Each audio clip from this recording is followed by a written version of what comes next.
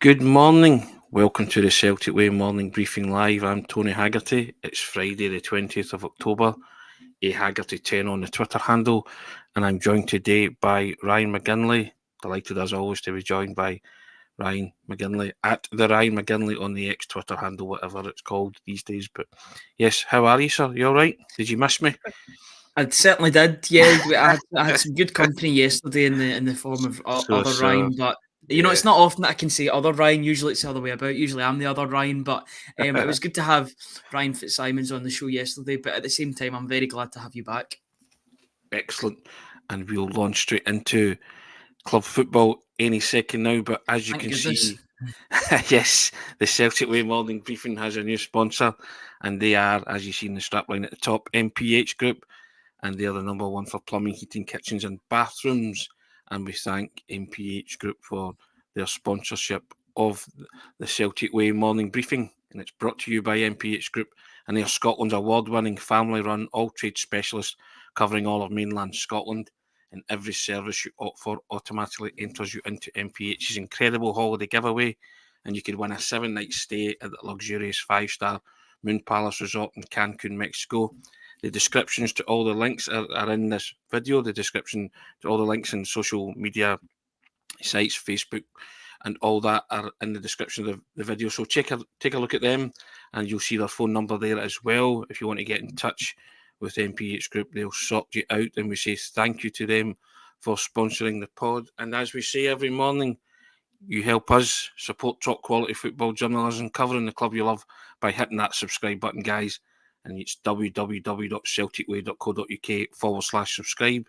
That's www.celticway.co.uk/subscribe. Currently doing £4 for 4 months or £18 for a yearly subscription. So grab a piece of that. So thank you very much, guys. Take care, and we shall get on with the programme. Ryan, club football returns. Yes. Hearts v Celtic, Tynecastle. Can he beat it? Tremendous. Tasty one to get Yes. back into the swing of things. Yeah, I was talking earlier on in the week about how it could potentially have been an easier game, potentially at home, but you've just got to fling yourself in the deep end. Tynecastle away. These are the fixtures you look forward to. I think they're one of the ones that you circle at the start of the season. When are Celtic going to Tynecastle? When are Celtic going to Ibrox? Easter Road, Pittodrie. These are the games that make Scottish football at the end of the day, and I think these are the games that need to be marketed more by the higher ups, because there is rivalry between Celtic and Hearts. There is always that atmosphere when the two teams play. So it's always an exciting game to watch. It's usually high octane on the pitch. Players leave a bit on each other, you would say. And yeah, I'm really looking forward to Sunday. It's a game that's perfect for TV and perfect for viewing, to be honest. Plunge McNugget, the old guy's back. I guess he's talking about me, Ryan. There you go. You're only as old as you feel, Tony. Correct. Yes, very much so. Very much so. And yes, I think you're right. I always look forward to Celtic playing at Tynecastle. It's always a cracking fixture on the card. There's always goals, and something always seems to happen, doesn't it? I think it's just the nature of Tynecastle. The old Tynecastle was brilliant. The new one's still got a raucous atmosphere. It's just a good football ground, Ryan. That's what I love about Tynecastle. I just think it's a great venue for football, and as I say, Celtic usually turn up there and turn on the style. So here's hoping they can do it again tomorrow. Yeah, it's as we said at the start of the podcast, it is a difficult game to come back to, but at the same time, it's an exciting one. Celtic's recent record at Tynecastle has been good. They've managed to get through relatively unscathed in the games, especially under Ange Postecoglou. Brendan Rodgers before that, Neil Lennon too had a couple of good results there at Tynecastle, so it has been a happy hunting ground for Celtic. But I think form goes out the window for these games. It's all about who wants it more on the day. I'm really, really looking forward to seeing how this game lines up. Under a Celtic have never faced.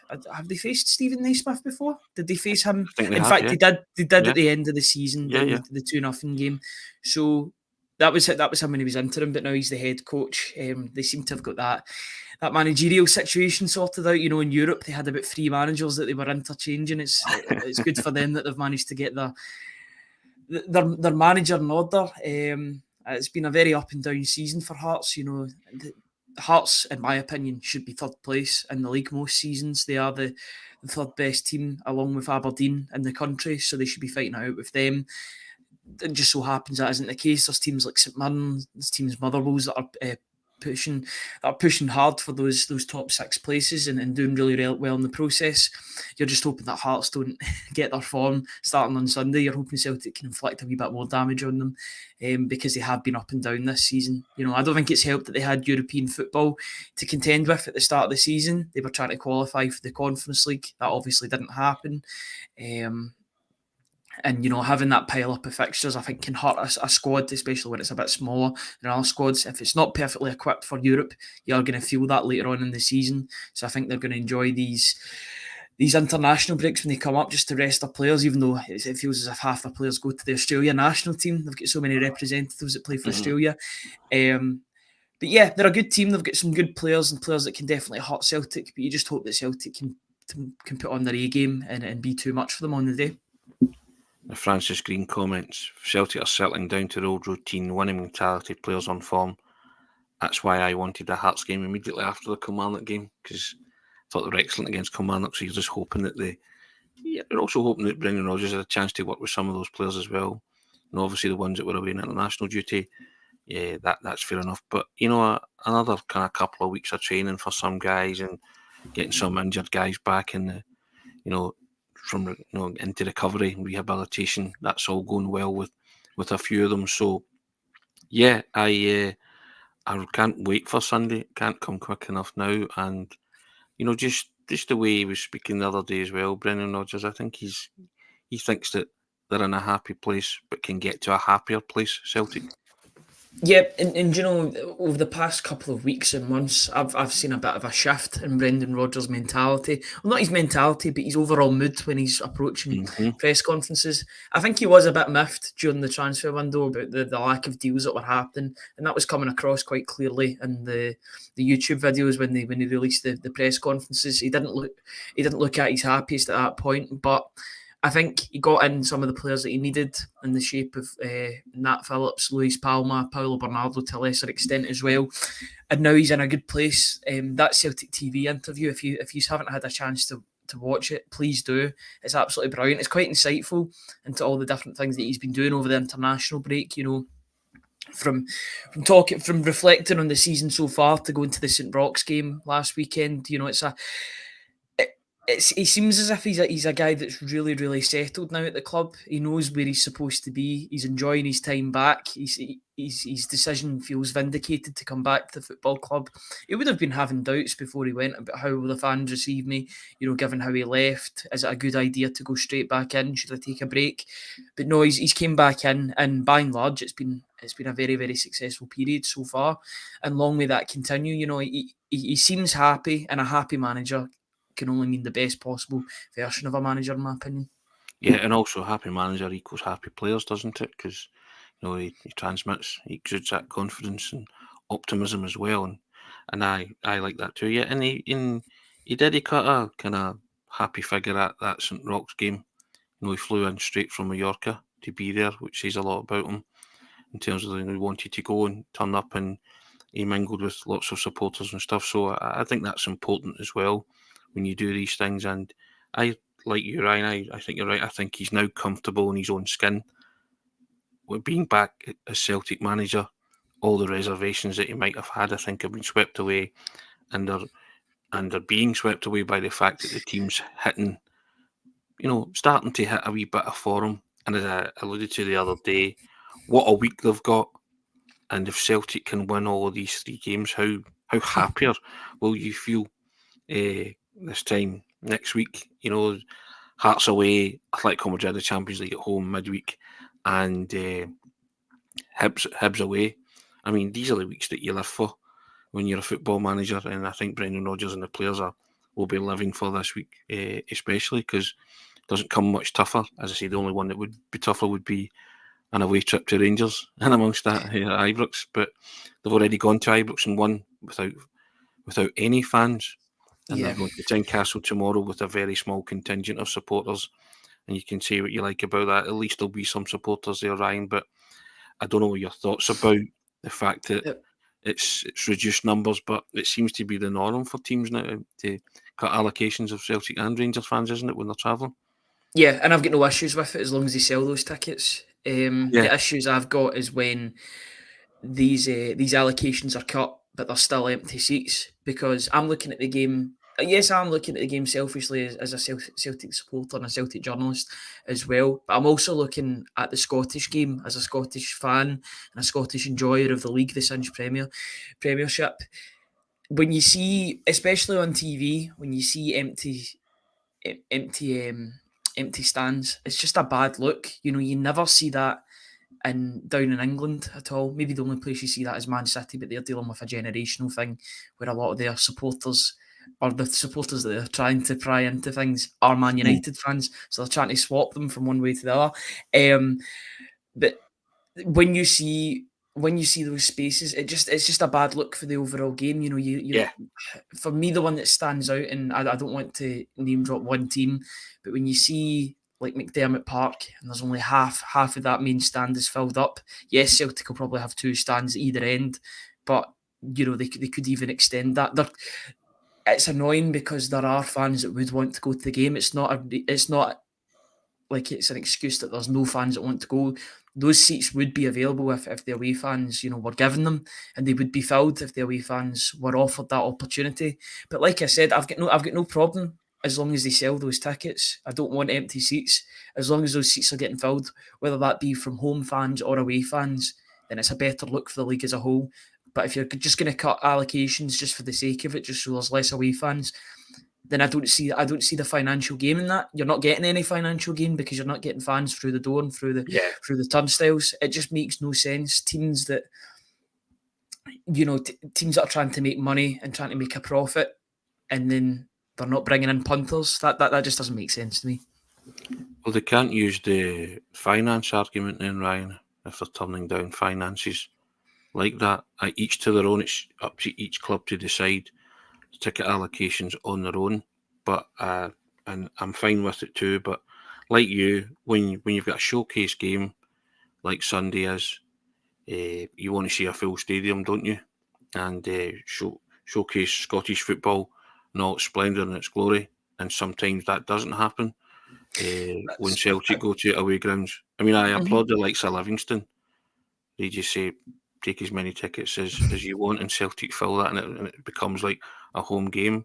And I understand why they do that. So, but clubs like Hearts, I can understand not wanting to give you any kind of advantage and reducing your capacity. That's fine. But I'm with you as long as they sell those tickets. If they don't sell those tickets, then I just think it looks poor when, you know, there's empty seats and it's a showcase game. It's one of your showcase games of the season.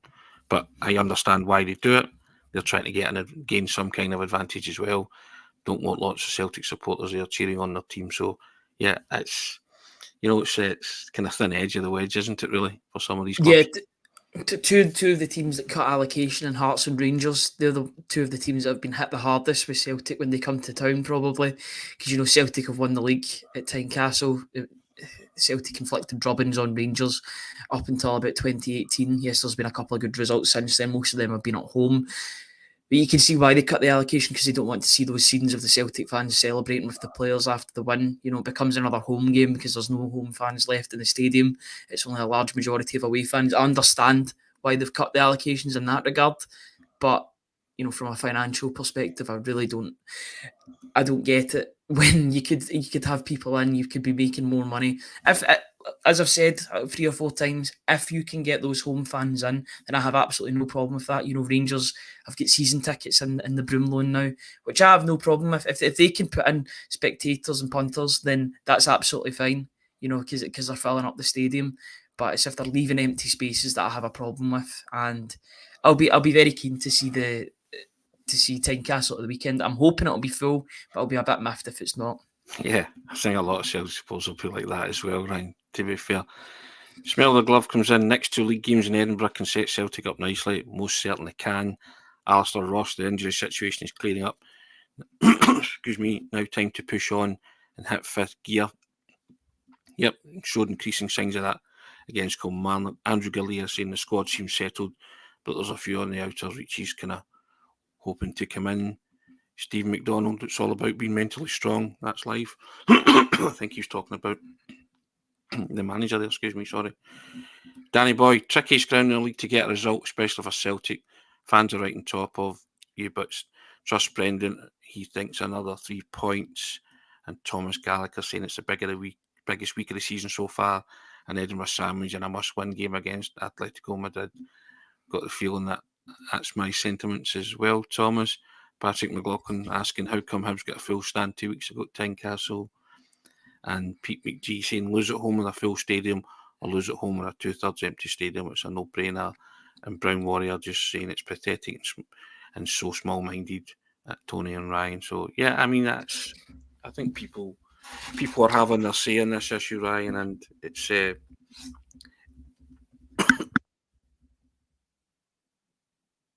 it's going to be a bone of contention, isn't it?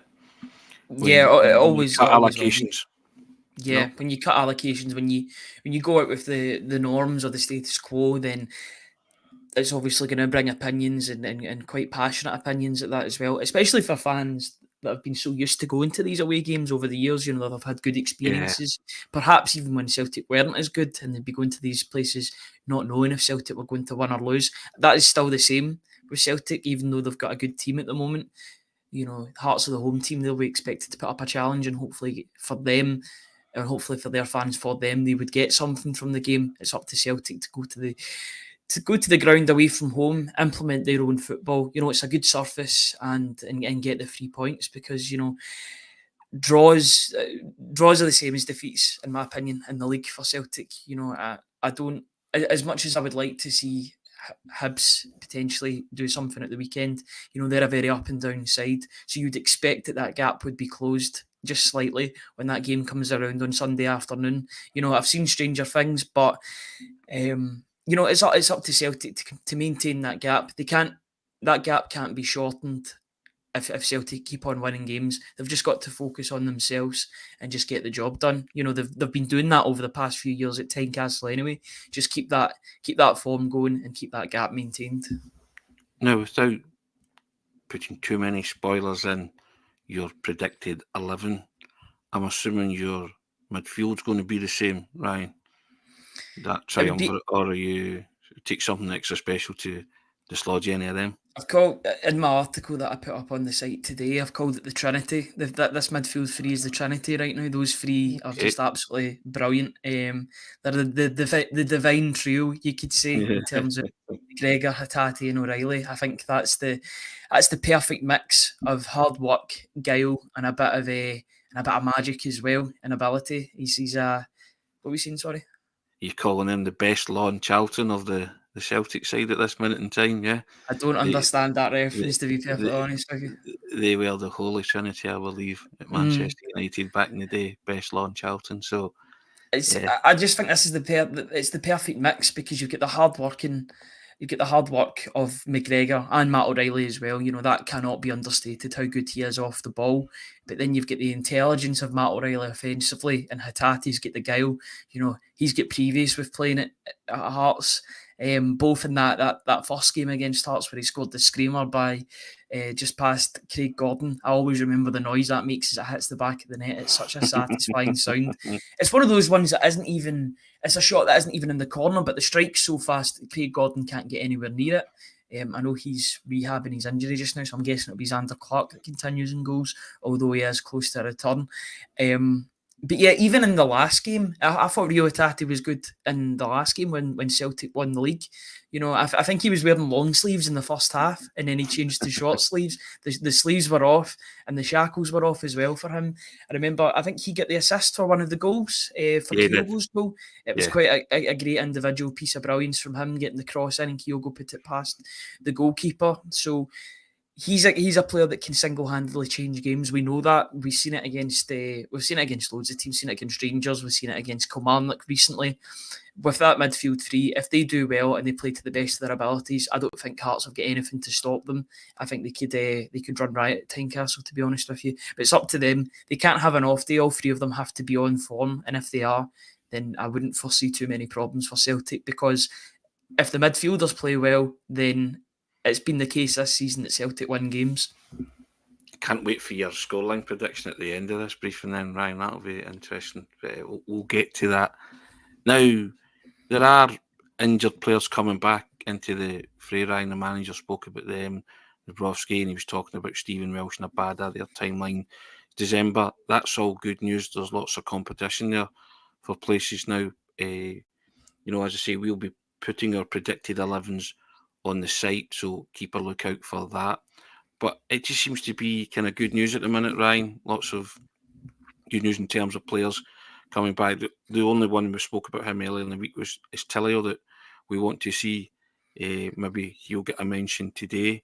But I'm quite buoyed by the fact that Nabrowski is coming back to fitness as well. And, it'll be interesting conundrum when he's fully fit, and if he does manage to dislodge Scales and the manager decides to take Scales out the side. But I know you spoke about that at length with Ryan yesterday. So as is at the back of the pack, do you think, for Sunday? Probably. It probably is. Although long term, and I did make this point on TikTok, which is what we're trying to use a bit more. I've never felt old until I tried to do a TikTok the other day. I think this is the first bit of media that's gone past me. But in we were doing these thoughts of the days that we're doing every weekday. Please check us out in the Celtic Way on TikTok for that.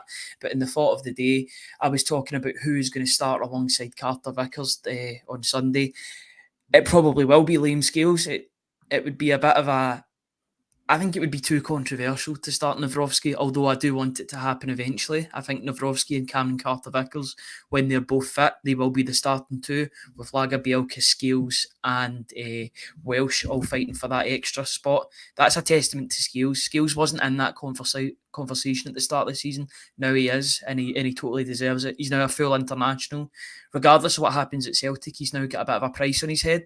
He's now got a bit of clout as well, whereas maybe teams weren't interested in him before. That is if it doesn't work out at Celtic. I'm not saying that it won't, but in case it did, in case there's too much competition for places, then I think there'd be a higher quality of team than even maybe your Aberdeens or that coming in for him if there was a move away for him. I'm not wishing him away. I actually want him to sign a new deal, but it's going to be a very, very congested defence. I think it's going to be it's a bit of a hot take, but I think it's going to be Celtic's strongest defence in a long, long time in terms of numbers, because I think Lagerbielke is only going to get better. Nabrowski, in the short time that we've seen him, looks a bit of a standout at this level. Cameron Carter-Vickers is a brilliant player. We all know that. Welsh is dependable, who seems to have improved under Brendan Rodgers as well in the short time we've seen of him. And then you've got other players as well. I think players like Kobayashi and that the writing's on the wall for them, unfortunately. I think he needs a loan deal, at least a loan deal in January, and then he'll be heading away in the summer, you would imagine. Maybe he'll do the same as Ideguchi. He'll get a loan deal with a nod to watching him and seeing how he develops. But I think if Kobayashi is going to, if he's going to push on at all, I think he needs a European move. I think he needs a move to, I don't know, strengthen up in a European league, because I don't think he'll get that in Japan. But where was I? I've went down a tangent. I've spoken about defenders for about 2 minutes. Now, as much as I want to see Nabrowski in the starting lineup, and I think that will be the case by the end of this next block of games, that Nabrowski will be the starting centre back. Not in Europe because he's not registered for the squad, yeah. But definitely domestically, by the time this next block of games is over, I would expect it to be Cameron Carter-Vickers and Mike Nabrowski. Really, really excited to see more from him. He's only 22 years old, but he carries himself as a 25, 26-year-old in the clips that we've seen so far in the short highlights. So yeah, I'm really looking forward to seeing how he can progress, especially alongside Carter-Vickers, because we know he improves everybody that he plays alongside. He's a facilitator. He makes everybody better. Besides, I would say the same for Alistair Johnson as well. But yeah, at the weekend, I would say it's going to be Liam Scales and Cameron Carter-Vickers. Thomas Gallagher's saying he's delighted with Scales at centre back, but he'd like to see Cameron Carter-Vickers and Nat Phillips partnership. And Lanky coming in and saying, what's he saying? He said, Ryan, what do you mean it'll probably be Scales? In my opinion, it's his place to lose. It's definitely. Well, it's not a certainty. Yeah, Correct. Yeah, Until for that team line's out, that it was could be anyone. You know, it could be Kobayashi. They could just fling him in. We don't know for sure. I mean, it probably will be Liam Scales, but you don't want to say, "Oh, it'll definitely be Liam Scales," and then all of a sudden it's Mike Nawrowski that's in, which wouldn't be the most surprising considering Celtic paid, what is it, 4.5 million. I don't think Celtic can afford to have 4.5 million pound defenders on the bench for too long. As much as it will be Scales starting on Sunday, I think it will be Nawrowski in the long run because you know the pedigree will show. This guy is here to take over basically, and I'm looking forward to seeing more of him. Yep. Now, Steve McGrory comes in. Morning, Steve. As long as Dyson is fit, the team picks itself. In his humble opinion, he says, I kind of agree with that to a large extent, but we'll be putting in, as I say, our predicted lineups on the site at some point. But now, Ryan, I'm just kind of looking at the fact that one of the commenters said it's the most important week of Celtic season so far. Would you go along with that? It's the most important week in the season since last week. I think every week's important for Celtic, to be perfectly honest with you. I think that week heading up to the Rangers game, and despite where they are in the league, I know they're second place now. The games against Rangers are the most important. They are the ones that are going to separate you in terms of the league standings at the end of the season. Those are the games that they're 6 pointers because you get the 3 points and they don't get the 3 points. So you go straight ahead of them if you're level, obviously. But it's still going to be an important week. I just think every week's important for Celtic. I don't put the importance. Yes, I know Hearts and Hibs, it's a massive double header, especially away from home. I would have loved one of them to be at home. You know, Hibs at home is always a good fixture to go to. Always a good atmosphere at that one as well. And with Hearts too. You know, I think the Edinburgh sides bring a lot to the table in terms of atmosphere and in terms of big games. You know, these are games that should be marketed bigger, in my opinion, in the league. But I think it's a massive week in the Champions League because we're now in a situation where it's match day 3 and it's a must-win against Atletico Madrid, a team that won the La Liga title a couple of years ago. That's a big ask for a team like Celtic, regardless of who Atletico Madrid have got or they don't have. You know, they'll still have their Griezmanns, they'll still have their Memphis, they'll still have Koke, etc. They've got all these great players at their arsenal. I know they've got an Argentinian contingent as well, players that have won the World Cup, so you know they're bringing that bit of prestige. It's a massive week for Celtic, but I maintain that every week's important in Celtic and it's always going to be big. But that's the expectations that the players face when they're playing for a big club like Celtic, and they just have to get used to it. Yeah, I mean that's fair enough. I'm not a lover of looking too far ahead. It's just the way the fixtures have fallen in this space of 7 days. 8 days is going to be crucial, but I'm always one for you can only play the next game and the next game's Hearts, and that's where all your focus should be on, Ryan, to be fair. And I'm sure Celtic players and Brendan Rodgers' focus will be solely on that. This is a question as well. Why is it a 2:15 p.m. kickoff on Sunday? I'm not actually sure. I've heard somebody say it might be for rugby purposes, but I don't know. I don't know about that at all. I'm not. I probably should know. I can look it up quickly. If you keep on talking, I'll look it up. Well, in the meantime, here's some elevator music in that kind of sense. Yeah. Ryan's going to look that up, guys. If you want to throw a couple of questions in, go on. Throw a couple of questions in the comment section. But there was another comment here from Brown Warrior, picking up on Carter Vickers' comments on a possible return to a Premiership club is an alarm bell for him. But he also said he was perfectly happy at Celtic. He was asked a straight question when he was away with the US national side, you know, in terms of do you want to return to, or do you see yourself returning to the English Premiership one day or English Premier League one day? And I thought he was quite honest and refreshing with his answer. He said if it happens, it happens. If it comes along, it comes along. But if it doesn't, it doesn't. But at the meantime, I'm really happy at Celtic. So I thought he was pretty refreshingly honest about that. And as I said, he's the next one that I would be saying, sign your name here. Yeah, speaking about the Premier League, the reason why it's been moved is because of Man United's game's been moved, which was usually which was usually a 2 o'clock kickoff. That's one of the slots that the Premier League has got on a Sunday. They'll play the 2 o'clock and the 4:30. I think it's been moved. I don't know if it's been moved to the Saturday. In fact, I do seem to remember that that game's getting played on the Saturday. So that's the reason why. Celtic are at the mercy of the broadcasters, unfortunately, with the deal that they've got. It's the deal that they've signed. They've got it until 2029. Whether or not they could have got a better deal is well up for debate. It's well speculated. It seemed to get talked about every week. I think that's a discussion for another day. But that's the reason why it's been moved. Very strange kickoff time, doesn't it, though? That's all. Yeah, we're at the mercy because we don't have the same power as the Premier League, unfortunately. We don't bring in the same viewers, which is fair enough. There's a bigger audience for the Premier League. You can't dispute that. But it is disappointing, especially for fans travelling to the game. Although it might be a bit easier if it's 2 o'clock in the day. Although I don't know what's the situation with ferries. The fact there's less fans means there should be less problems with supporters getting there anyway. So, I guess that's a silver lining in it. Going back to Cameron Carter-Vickers' questions, I think the media has been quite smart in the way that they've played his comments. They've taken the negatives. It was a very much a 50-50 comment when he said if it comes great. They've taken that and then not really spoke about the other part, but he's saying it was happy. Yes. He loves having the expectation. And I remember reading out those comments. I was reading out those comments on one of the morning briefings this week, and people were saying thank you for giving those comments, because they'd only read the first part. They'd only heard about the first part of the comments where he was talking about, he's going to leave next season, etc., etc. He said if it comes, it comes, but if it doesn't, then he's happy where he's at. I think that's important. It's important to strike that balance between the two. Any player would want to play for the Premier League because they all want the best job, which is the best money is probably in the Premier League, out with the Saudi League, which we don't know how long that's got in terms of staying power. I don't blame him. He's an American international, but he was born and raised in England. That'll be his aim, to play in the Premier League. It's most players' aims to play in the Premier League. I don't have a problem with those aspirations as long as he does the business for Celtic on the park, which he has been doing for 3 seasons.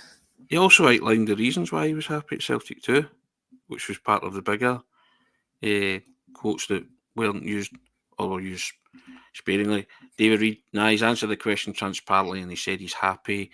And Steve McGrory comes in and says he agrees, Tony. Cameron Carter-Vickers is not going to say he'll never go back to the English Premier League, but there's no reason to worry. He felt it was a clickbait headline in his honest opinion. And it kind of was. And Hazel Finn said, I assume Celtic are in talks with Cameron Carter-Vickers for a new contract. I'd like to assume that too, They Hazel. are. Him and Greg Taylor. That's what was reported a couple of weeks ago. Yeah, and I would like to think that he'd be the next one to, sign the deal. And he's the only asset that's not been signed up to a new deal when you look at it. I know he only joined permanently last season and he's got 3 years left. He signed a 4-year deal, I remember, because it was Jota that signed the 5-year deal and Cameron Carter-Vickers that signed the 4-year deal. I hope he does sign up for both reasons, so that he stays longer. And as I always say, it seems as if this is my catchphrase. It's to safeguard your assets, to get the best possible fee. If these richer teams, these welfare teams come in and try and pry our top talents away, then they'll have to pay a premium price to get them out of their contract. These contracts, they can be easily bought out, but it's pennies down south. Celtic have got to get the biggest profit that they can when they're selling their players. Yeah. And at the age that Cameron Carter-Vickers is at, he's 25, he's 26 later on this year. I was looking at his age. It's quite stunning to know that Cameron Carter-Vickers is younger than you. That's when you know it's bad. I don't know what he's been eating, but he looks a lot older than me. But yeah, he's a player that's 25, 26. He'll be going into the prime of his career, and he'll be wanting to ply his trade at the highest possible level. He can do that at Celtic in the Champions League, but he might want to move on and do something elsewhere. He's proved himself as a first-team player and a good team at Celtic. So I wouldn't grudge him anything. He's been a great player for Celtic, but I would want him to sign a new deal if anything was to happen. Plunge now saying if Cameron Carter-Vickers wants to double his wages and play in a better league, he doesn't need a top 6 team. And Brown Warrior coming back and saying, don't kid yourself, once a player openly states he's open to a move if it comes, then I'm sorry, he's ready to move. It's all about... I think Hatate could be the counter-argument to that. Hatate was very, very open in Japanese media about taking that next challenge. Now, he still might want to do that, but he's put pen to paper on a new deal, which, going back to it, it means that our Celtic's assets are safeguarded. A new 5-year deal means that a team are going to have to pay top dollar or top pounds or whatever. I know the saying's top dollar for a player like Hatate to get him out of their contract. Pete McGee, much as he loves Cameron Carter-Vickers, and he's saying don't hate him for saying this, but he doesn't think that many English Premier League clubs would fancy him, to be honest. He's not the most commanding in the air for his height, and he doesn't score from corners. He scored a couple from corners, hasn't he? Maybe not as prolifically as at Tynecastle.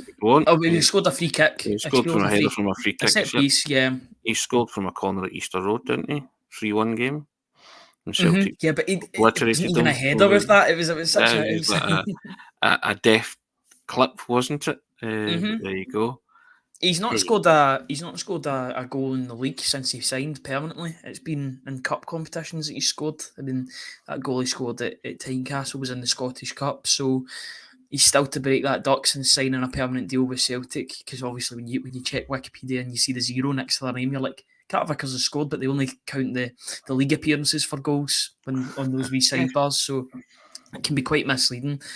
But yeah, I think he could be a bit more commanding. I think he's very commanding defensively with his headers. It's maybe on the other end of the park that he could be a bit better. And I can say that for most of our defenders, to be honest, because they don't get as many goals from their head. I know Greg Taylor scored in the last game, but that was effectively a tap-in. What was I going to say? I was going to say something else about Cameron Carter-Vickers. Yeah, the height comment. Lisandro Martinez plays for Man United. I know he's out long-term injured, but he's only 5'8". I think height's only one of the factors, because defenders can be small as long as they're good on the ball and good with their aggression and controlled with their aggression. Even if you're smaller, it doesn't mean you can't have a good leap on you and make up that distance. I don't think he struggled with his height, though, has he? I've never really seen him but I do agree. Dominated aerially. I do agree with the fact that maybe teams could be put off by his height. I know what is he, 5'11", 6 foot exact? I want them to be put off, Ryan. I want him to stay for as long as he can. Let's put it that way. I know that's not possible, but I would just like to see him sign a new deal. I think we've had him for 3 years. Yeah, so it's been a great. I mean, for somebody that we brought in, somebody that Celtic brought in on deadline day as a bit of an afterthought, not as an afterthought, but it was an opportunity that came to Celtic towards the end of the window, because I think a deal fell through. And Spurs wanted to get him off their books and get him playing first team football. From being that sort of player that was just brought in last minute to being Celtic's best defender probably in the last 10, 15 years, I would say, is some going for Carter-Vickers, and he deserves all the plaudits that he's getting. And I think the biggest compliment I can give him is you miss him when he's not in the team. Yeah, there's a massive, massive miss. There's a big Carter-Vickers shaped hole in the defence when he's not playing. Like all the players that are there at the minute and the assets that are there, just enjoy them while you can. That's all I'll say. I'm not naive enough to think that they won't go elsewhere one day, but I just enjoy them while they're here. And all the guys that have signed new deals, I'm quite enthused about that, and I'm enthused about where Rodgers could possibly take this team as well. So, yeah, but just delighted that club football's back, Ryan. It's been a long international break, to be fair, and you're now going to get your fix of Celtic on Sunday, and I just love going to Tynecastle. I think it's just a brilliant place, and it gets the juices flowing, and I think the Celtic players will be raring to go and want to show that there's more performances like the Kilmarnock one in their locker this season. Yeah, and I think the fixture will suit Celtic as well, because Hearts will be expected to come out and have a go at Celtic, whereas a lot of teams, when Celtic play at home, will play that low block, will operate that low block. Even away from home, you look at the likes of Motherwell. Motherwell took that sacrifice and said, we're just gonna sit with 10, 11 men behind the ball, 10 men plus a goalkeeper. So yeah, I think having that expectation, or Hearts having that expectation at home to come and have a go to try and get something against the champions, can only be a good thing. Yes, it makes them dangerous going forward, but it will also leave spaces at the back for which Celtic can hurt them and punish them. So I think it will be an exciting game. It's one that I'm very glad to see is on the telly. And I'm really looking forward to seeing how it transpires. Hopefully Celtic get another 3 points and keep the good times rolling, really. I'm also looking to see if Palmer can continue his wee rich vein of form as well. Scored 2 cracking goals in the last 2 domestic games. Should have been 3. Lazio goal disallowed by VAR, but hey, we're over it, aren't we? Kind of. But I'm just hoping that Palmer can continue that, as I say, that run of form, Ryan, and put up a good show at Tynecastle on Sunday. Because he's a player that is exciting me the more and more I see of him. Yeah, and you know, I was really not to bring up a player that's currently on loan somewhere else. I know he's at Stoke just now, but when Haksabanovic got that chance against Hearts at Tynecastle, remember the last game when he got that start, Yeah. he just didn't take that opportunity whatsoever. And I Yeah. feel that Lewis Palmer will be the perfect outball on Sunday for Celtic. He's a player that wants to try and beat a man. Not the quickest winger in the world, not by any stretch, but Patrick Roberts was the same. He wasn't a quick winger either, but he had the guile and the ability to go past players with ease. And I think this could be the game. This could be the game for Lewis Palmer to really announce himself. You know, he scored in the last 2 league games. Should have made it a clean sweep with that ghost goal, you could probably call it, against Lazio. If, I get why Maeda's trying to touch it, and as a forward, you're going to try and touch it, but it makes Lewis Palmer offside in the process, and it's really disappointing. But Lewis Palmer can, you know, he's been playing for Honduras as well. It seems as if he's aiming to become his national team's main man now. I think he was voted as one of the top performers in the American teams, or in that American Federation over the international break. So he's coming off the back of good form, and yeah, a game like Tynecastle, that'll whet his appetite. You know, in front of a home crowd, in front of a depleted away support. You know, it's up to him to make the decibels rise for a negative for the Hearts fans and a positive for the Celtic fans. And he's the sort of player that can make magic happen. He's got a wand of a foot on him. He's got a great delivery. He's got a good shot on him. He can beat a man. And I just think we've only seen the tip of the iceberg with Palmer, and I'm really, really excited to see more in the coming weeks and months. Will we see that free kick this weekend, Ryan? Depends who takes it, really. I mean, I think Matt O'Reilly's due a free kick as well, to be honest with you. I think he's got all the ability in the world in a dead ball situation. I don't think he scored a free kick for Celtic. I can't seem to remember him scoring it. It was Tom Rogic that scored a free kick quite a few years ago now. Not to get the two mixed up, but they both play in a similar position, and they're both quite lanky as well. So you can see why the players will those roads will be crossed. But I think Matt O'Reilly's get that. I think Kyogo tried to take a free kick a couple of weeks ago as well, which was absolute madness. And you can see, much like with his penalty, why he isn't on penalties and why he isn't on free kicks. Just put him in and around the box and he'll be fine. Just he has those predatory instincts to just put away shots. Maybe he puts away shots that he shouldn't put away and then misses ones that he does. But you know, he's always going to get that volume of attacks when he's playing up front for Celtic. With Palmer, he seems very, very keen to take these long-range shots and catch a goalkeeper out. He tried it against Kilmarnock a couple of times. Yeah, I'm looking forward to seeing more of him. If it's from dead ball, if it's from a counter-attack, I don't care how it goes in, as long as he's continuing to up his goal tally. And then, you know, and justifying his price tag, because he was signed for what, 3.5 million? Yeah. He's already made a good impact since coming in, and I just expect him to go from strength to strength from here. Pushed, obviously, by Yang as well, and then Abada and Maeda. I don't know the full... is Maeda fit for the game at the weekend? Because Brendan Rodgers didn't say anything regarding... I think he'll address it today, won't he? I think he was... I think he's waiting to see all the players come back and see their condition before playing them. But you would expect it to be Maeda and somebody else. And at the moment, you can't drop... Much like you can't drop Liam Scales, you can't drop Lewis Palmer. You know, 2 goals in 3 games, should be 3 and 3. He's a player in form, and he's a player that can definitely hurt hearts. Now, David Reid coming in and saying Palmer, a player who seems to be soaking up the atmosphere and relishing the chance. Yeah. And for those of you who are musically inclined, here's one from Pete McGee to the tune of Karma Chameleon. Palmer, Palmer's a goal machine, So there you go. Well, and to quote or misquote John Watson, we're hoping the Culture Club beats the Crazy Gang then on Sunday, aren't we? In that sense, and not the other way about. When Wimbledon beat Liverpool, and he famously said, the Crazy Gang have beaten the Culture Club, so we're hoping it's the other way about, and Celtic are the Culture Club and get one over in Hearts on Sunday. Maybe a disservice calling them the Crazy Gang, but for entertainment purposes, it'll do.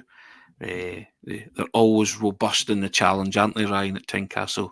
Hearts whenever they play Celtic, for want of a better expression, aren't they? And these teams have got they've got to bring it out. Because it brings out the fans, it brings out the passion in the fans. The fans will love to see that early doors. There'll be a tackle that goes in, maybe from your sort of Cammy Devlins, etc. That will try and rile up the crowd. It's up to Celtic to just ride that crest of a wave and use it positively in their favour. Celtic could be fired up by the opposition's fans as well. If they're in a good atmosphere, you can hit nerves when you're in atmospheres like this, but it can also spur you on. Being in a cauldron of atmosphere as Tynecastle is going to be, will be exciting for these players. For a lot of players, this will be their first trip to Tynecastle. I think it will be Liam Scales' first game at Tynecastle as well, especially for Celtic. It definitely is for Celtic. I'm not sure if he played there for Aberdeen against Hearts. I'm sure he did, but it's a different kettle of fish when you're going there with Celtic than what it is going with Aberdeen.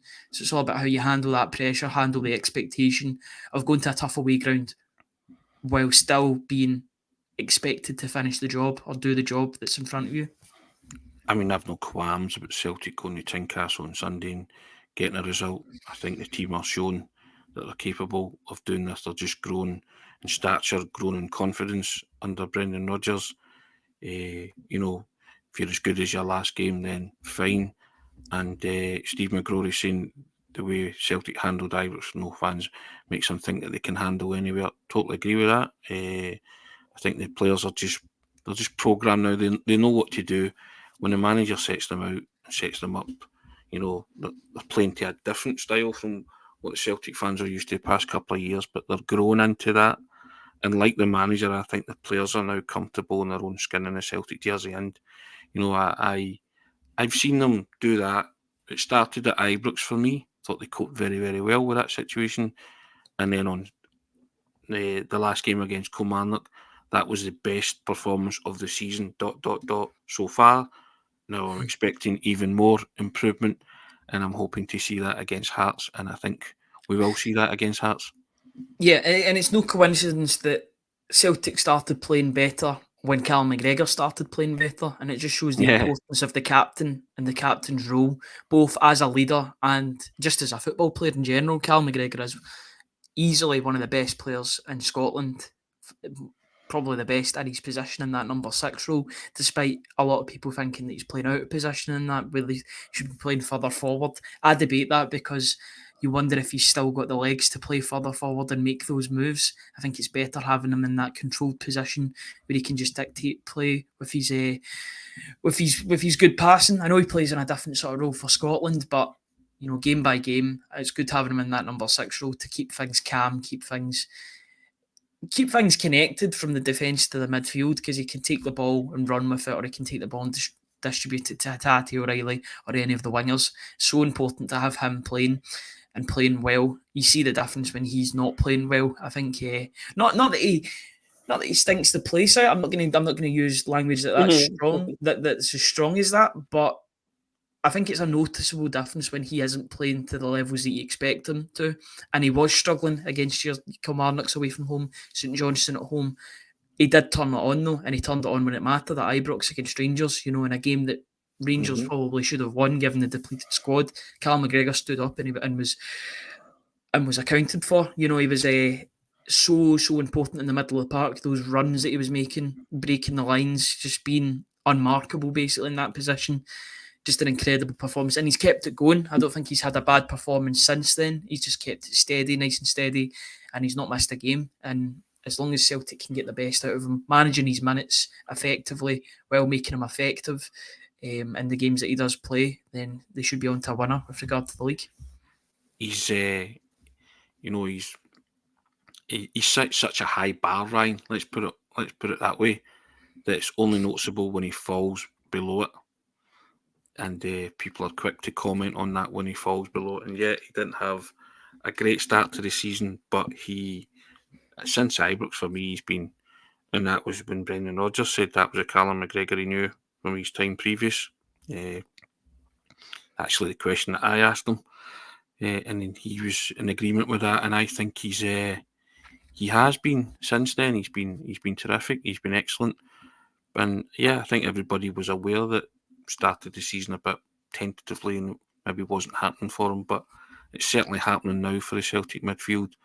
And I have no qualms, and I've got every confidence in that trinity, as you call it. Not the Holy Trinity yet, Ryan, but that trinity.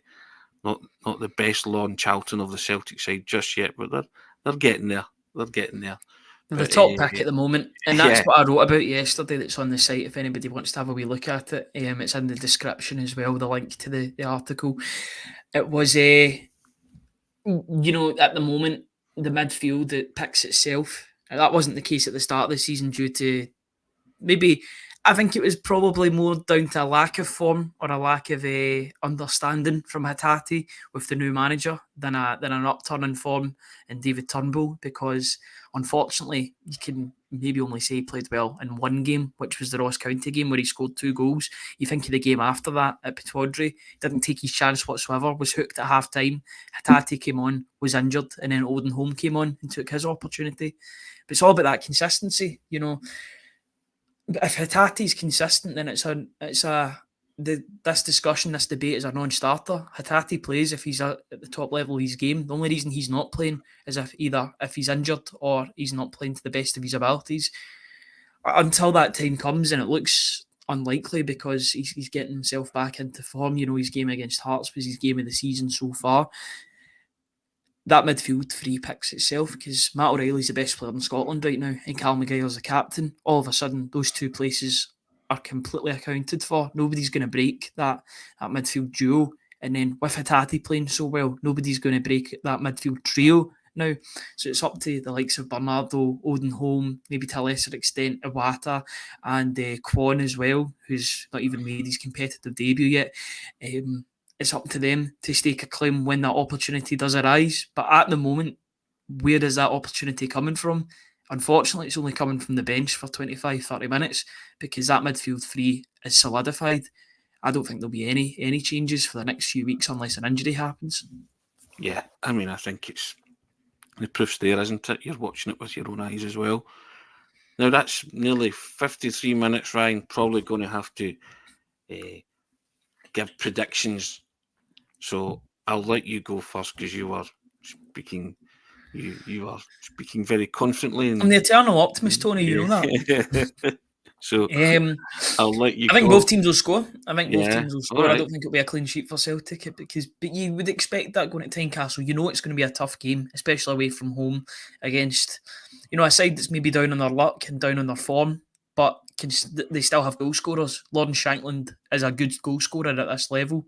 Maybe should have made the step up to other levels, but it's a conversation for a different day as well. But I think it'll be 3-1 Celtic. No, I was going to say 3-1 as well. There you go. See, this is the thing. You and I need to stop predicting the same things, both in squads and in lineups, because nobody will read our articles. We should just copy and paste. So it should be my thing, and then your one at the bottom saying basically what Ryan said in terms of the prediction as well. But, no, okay, if you want to go 3-1, I'll go 4-1. I'm happy to put my name on that. Okay then, fair enough. Hazel Finn 3-1. Lots of predictions coming in now, so yep, we'll get flick a few of them up. Hazel Finn, right?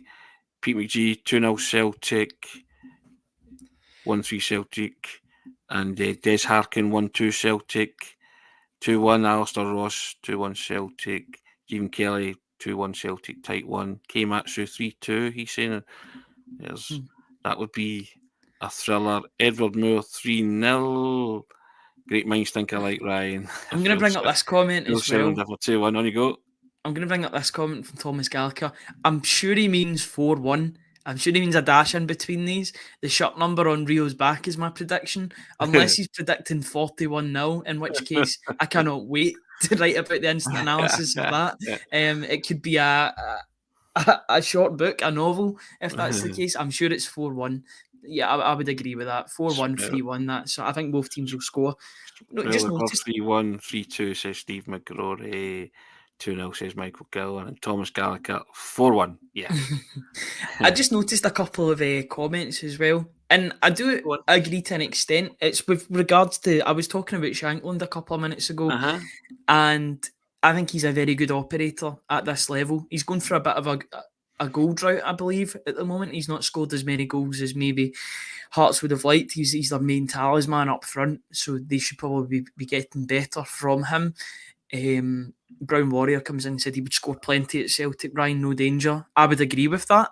It's up to whether or not he would want to play second fiddle to Kyogo, unfortunately. I think he's at the stage of his career where he wants to be playing week in, week out for a team, whatever team he was playing for. He's round about the same age as Kyogo as well. He's not as if he's young anymore. I remember he was coming through at St Mirren, Aberdeen and St Mirren, those teams. But he's been about the block for a while now. Could he make that step up to Celtic? Potentially. But it's all up to players like maybe another player in January that comes in. I would expect Celtic to sign a striker in January. That's what I would say. Because, we're a Kyogo Celtic are a Kyogo injury away from a bit of a disaster. I know Maeda can play up front, but he doesn't give you the same pedigree, I would say, as Kyogo in terms of his first touch, in terms of his finishing. So yeah, I think Celtic are a Kyogo injury away from a slight problem, and we get the Asia Cup as well. So that's definitely an area that needs to be. We'll come to the Asia Cup in due course. It's hurtling along at a rapid pace or not. Alexander Ross, great show again, boys. Thanks very much, Alice. I appreciate that. Chris Kane coming in saying 3-1 Celtic. And Hazel Finn saying the Asia Cup was going to cause us problems. Yeah, we know. We'll be devoting a lot of time to that, won't we? Nearer the time. But yes, that's just short of the hour, just over 57 minutes. Francis Green, good show, lads. Thank you very much. Thank you for all your comments. As I say, we always try and read as many as we can out. Fridays are always good because you get the kind of predictions and stuff like that. Francis, I think there's excitement in the comment section as well. And also, I think everybody's just happy that club football's returning. Seamus Gallagher saying the same. Great show, lads. Thank you. Came out so hail. Thank you very much. Always appreciate it, and we like to get you involved. Steve McGrory, great show, boys. Thank you, Steve. Appreciate that. Des Harkin, good work again, boys. Thank you, Jerry O'Rourke. Good show again, guys. Thank you. Vincent O'Kine saying love the show. Thank you, Stephen Kelly. Cheers, guys. Listen, cheers to you as well. We all say it. We can't do it without you, and we get you involved. We want your thoughts on all things Celtic. It's not just about the two guys who you see on the screen. Faisal Finn, great show, bring on Sunday. Yep, and we like to canvass your opinion because it educates us as well. Pete McGee, it's been a long 2 weeks since the last game. It most certainly has. Great show. Can't wait for Sunday, says David Reid. None of us can wait for Sunday. It's going to be excellent. Going to hopefully see Celtic put on a show again, Ryan. They can take off from where they left off at against Kilmarnock. Could be in for a treat.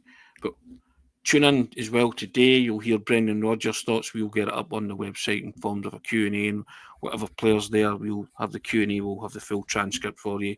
We enjoy doing that, and we like you see the context to the questions at times, Ryan. Full context, full context, and we'll provide the full transcripts of that. So have a look out for them later on in the day. Chris Kane, excellent show. Always enjoy listening to you guys. Thank you, Chris. Really appreciate it. Very kind. So all that's left for me to say is enjoy your weekend. It's result dependent, and say thank you to our sponsors, MPH Group. As you can see from the top, they specialise in plumbing, heating, kitchen and bathrooms.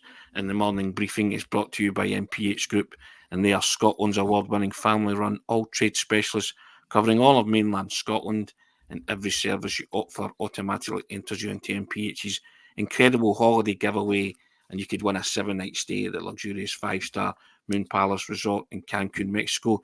Check out all the links to their social sites in the description of this video. And we say thank you to MPH Group for their sponsorship of the Celtic Way Daily Morning Briefing. And you can help us by subscribing to the Celtic Way website. Costs you £4 for 4 months, or why not take out a yearly subscription for £18? You help support top quality football journalism, covering the club you love in the process.